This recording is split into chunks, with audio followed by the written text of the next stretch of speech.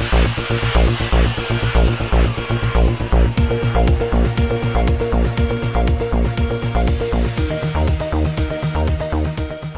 اللہ الرحمن الرحیم۔ السلام علیکم ناظرین۔ ہلال احمر پاکستان کے زیر اھتمام محافظ فورس کی سرگرمیاں جاری ہیں، جبکہ چیئرمین ہلال احمر ابرار کی خصوصی ہدایت پر ڈسٹرکٹ کوآرڈینیٹر ہلال احمر فیصل آباد ڈاکٹر سردار بابر ڈوگر نے ہلال احمر کے نوجوانوں کو مکمل طور پر فعال کیا ہوا ہے۔ ہمارے نمائندہ خصوصی غلام دستگیر حیدر کے مطابق محافظ فورس کے یہ نوجوان رمضان المبارک میں غریب اور مستحق افراد کی مدد کے لیے ہمہ وقت تیار ہیں اور گھر گھر جا کر لوگوں کو راشن بھی پہنچا رہے ہیں اور ان کو طبی امداد کا سلسلہ بھی جاری رکھے ہوئے ہیں۔ گزشتہ روز اسی سلسلے میں ضلع کونسل فیصل آباد میں ہلال احمر کے دفتر میں ایک تقریب کا انعقاد کیا گیا،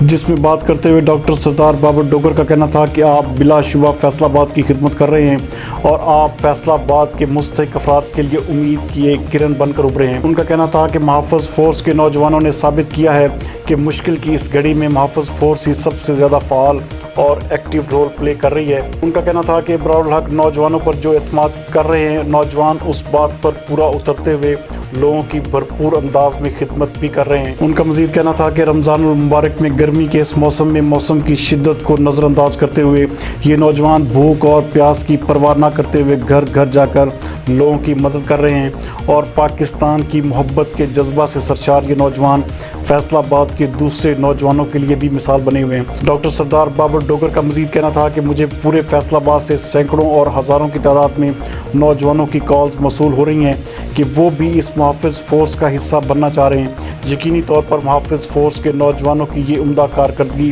اور نیک نیتی ہی ہے کہ فیصل آباد کے نوجوان محافظ فورس کا حصہ بننا اپنے لیے ایک اعزاز سمجھ رہے ہیں۔